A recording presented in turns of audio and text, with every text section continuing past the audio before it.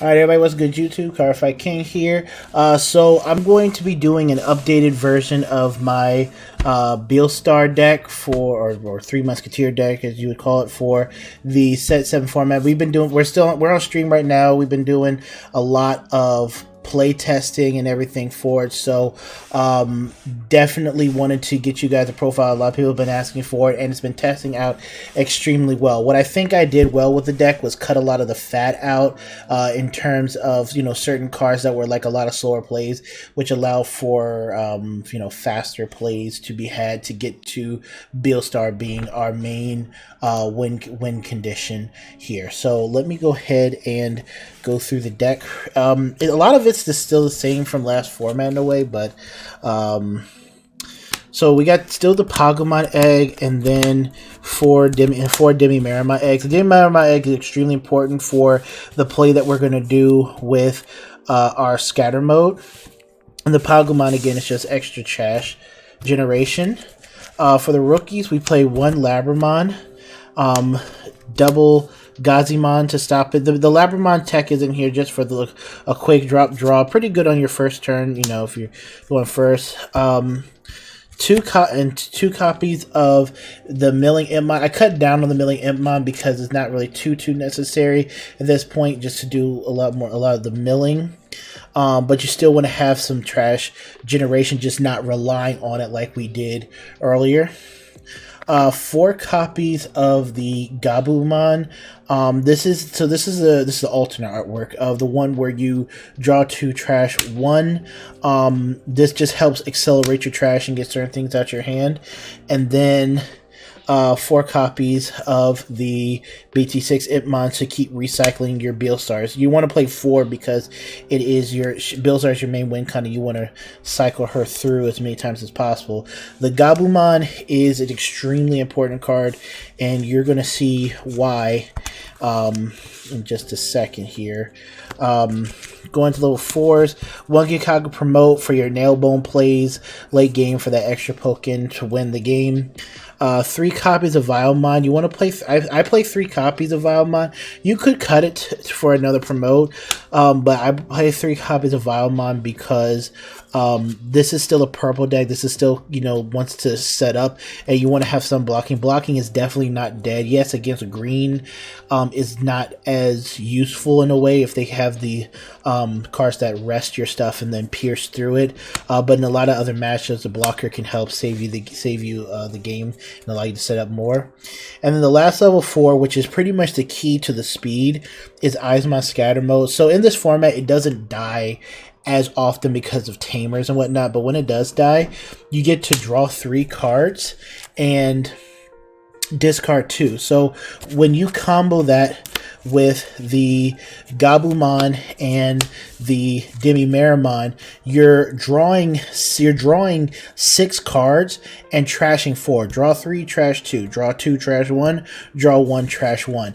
And that effectively can, you know, if you send, you know, those 4 options to the trash, you cut 1/3 of beelstar's cost down. So you're literally 1/3 of the way to beelstar being a free, you know, a free on play cost. So scatter mode really changed the game for us if he dies. And a lot of the games I played tonight came down to whether scatter mode did you know, die to security or not. And so, you know, there are plays where I probably could have just crashed scatter mode into a card on the board if it was in rest just to get it off. So that's just something I got to work on when I'm playing, just, you know, better decision making. But definitely he's definitely one of the keys to the speed. So that's level 4s. We're not playing any level 5s. We just go straight into the boss card ourselves, which is beelstar. So the reason why we're not playing level 5s, we cut out Deputymon and we cut out Gundramon and Rebellionmon. They were just too slow. Deputymon is a 5-cost card that you play. A lot of times you're passing turn, and you get to do those, you know, the top 4. Maybe add a 3 Musketeer and or an option card, and then the rest go to trash. However,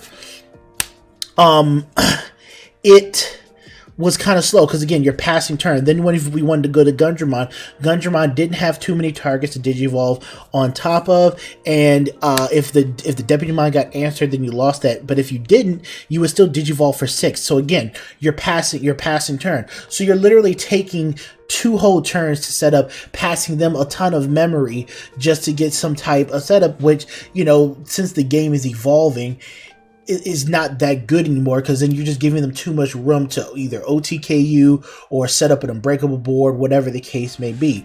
So we cut out, and the Rebellion, you know, again, it's a decent card, but it can be played around now much better and it's a lot slower.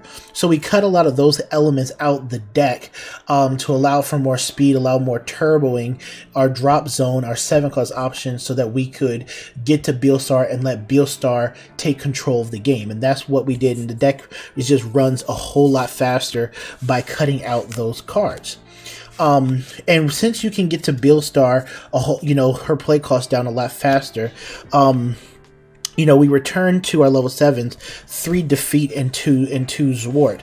Zwart is still kind of iffy in a way, but defeats come back this format, obviously, because of Tamers. I didn't think he was that useful, and you can argue if you wanted to play 4 defeats, but I think 3 is a really good number too. Hitting insecurity is great, but also just digivolving this on top of a beelstar that has played the nailbone or played something to get rid of your opponent's stuff on their board is really good to knock out like JP, Zoe, and you know, those other powerful Tamers that your opponent's decks are now relying on. And obviously the on deletion effect is still key as well. And then you have Zwart here for some tempo plays like building a board and things like that. You're passing 6, so you want to be smart about how you're using him and kind of like what kind of boards you want to set up. But like getting like a blocker, like a double blocker or gabumon or something like that on the board can be key as well. So then onto the option cards, we play 4 Fly Bullet, 3 copies of Nailbone, so we've increased our option count as well. 3 copies of Nailbone, 3 copies of Trump Sword, 3 copies of Happy Bullet Showering, and 1 copy of Joe Swarmer. So Joe Swarmer is a decent card, but it doesn't activate insecurity, and it does get rid of certain boards. But, you know, since we're in a Tamer meta, I wanted to focus on having more option cards that activate insecurity that give me advantage. All these cards here for destruction work really well with each other. And if you don't like Happy Bullet Showering, I mean, you can cut out for a Trump Sword, but Happy Bullet Showering has been putting in a lot of work, you know, especially getting rid of a lot of 1-for-1s and things like that. If they go 1-for-1 to Susanomon, like you're playing yellow, and they'll swing 15 for 3 checks, and Susanomon's like the only Digimon on their board because they Digivolve for 7. Well, this card can clear. This card can clear it where Trump Sword and Fly Bullet cannot. And then the triple Nailbone is so good. I love triple Nailbone. I wish I played more triple Nailbone last format. But being able to hit this insecurity, get out like a gabumon, get out a blocker on your opponent's turn to prevent certain plays is just really strong. And then playing this off of beelstar to go into your promotes to set up, you know, to set up a board where you're like, okay, I'm gonna call game here, or set up a board where your opponent's gonna have a harder time breaking it is really good. And early game, if you see this early game and you have the setup in the trash, like you can get a scatter mode out and something else out to help continue your setup. That's really good too. So I'm a big fan of the triple Nailbone this format. So I really like where the options are at. So again, it's, you know, a lineup you want to play around with. And the last but not least for the Tamers, 2 copies of Matashita. I wanted to up my memory Tamers to 2 this format, just because I want to have more chances to start 3 and again get some more recycling going with beelstar. And then 4 of probably one of the biggest MVPs of this deck since the EX collection, Analog Youth. You don't really use him for his other ability, which is to, when a level 5 or higher dies with a source, you tap him to gain a memory to gain a memory and hatch an egg. You use him because you basically reveal the top 3, and you're either sending all 3 to the trash again setup, or you're going to add 1 and send 2. So you can find your beelstars, you can find your Zwart, you can find your Zwart Ds. And if you mill like 3 option cards, perfect. You just put 3 option cards from the top of your deck into the trash, and you've just cut down Beelstar's cost by, by 3. It's just this card really, and it's a 2 cost card as well. So this card really just speeds up the deck to getting your Beelstar free, adding specific pieces to your hand. Like I've done things where I was like, okay, cool, I can do this, mill these guys, add like an Impmon or something to your hand, then play the Impmon, grab the Beelstar, drop the Beelstar for a much reduced cost, and then go from there. But that's the deck profile, guys. Hope you guys enjoyed it. I really love the way this deck's playing. If I were to go to a tournament right now, I would 100% pick 3 Musketeers and not look at anything.